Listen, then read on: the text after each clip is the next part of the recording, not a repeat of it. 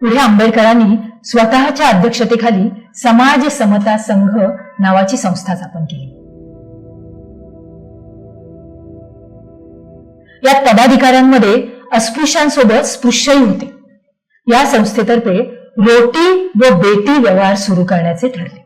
भिन्न जातीचे पदाधिकारी आणि सभासद आळीपाळीने एकमेकांच्या घरी सहभोजनाचा कार्यक्रम करू लागले.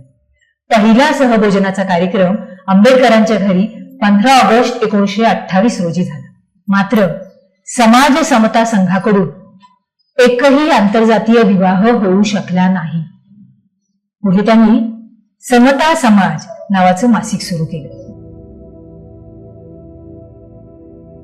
या काळात बहिष्कृत भारत हे वृत्तपत्र सुरू होते. ते बुद्धभूषण प्रिंटिंग प्रेसमध्ये छापण्यात येईल.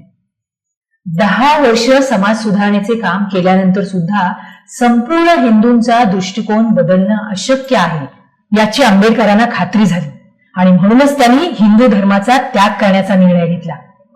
नाशिक जवळील येवला येथे 13 ऑक्टोबर 1935 रोजी आंबेडकरांनी धर्मांतराची घोषणा केली. जो धर्म माणसाला माणूस म्हणून जगू देत नाही त्या धर्मात जरी मी जन्माला आलो तरी कदापि मरणार नाही अशी प्रतिज्ञा त्यांनी घेतली. मुंबईतील महार परिषदेमध्ये यावर शिक्कामोर्तब करण्यात आले.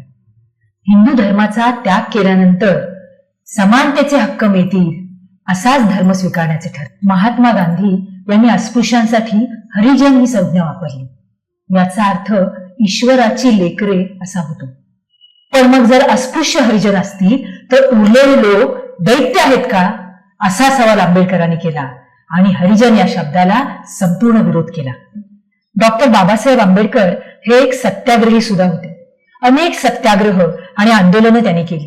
अमरावती येथील प्राचीन अंबादेवी मंदिरात प्रवेशासाठी अस्पृश्यांनी आंदोलन केले आणि याला आंबेडकरांनी पाठिंबा दिला. पुण्यातील पर्वती टेकडीवरील मंदिर अस्पृश्यांसाठी खुलं करावं अशी मागणी काही नेत्यांनी ट्रस्टला केली. मात्र खाजगी मालमत्ता असल्याचं कारण सांगून अस्पृश्यांना प्रवेश नाकारण्यात आला. मुलांनो, आंबेडकरांनी जे लढे दिले त्यापैकी नाशिकच्या काळाराम मंदिर सत्याग्रहाचं स्थान अतिशय महत्वाचं आहे. हा लढा 5 वर्ष चालला.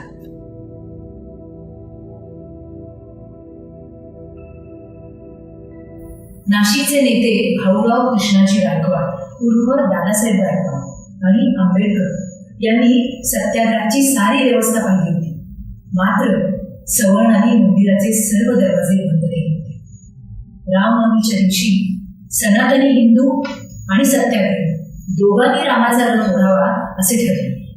मात्र हिंदूंनी रथ दुसरीकडेच पळवला आणि आंबेडकर अनुयायांवर दगडाचा मारा करत त्यांना रक्तबंबाळ केला.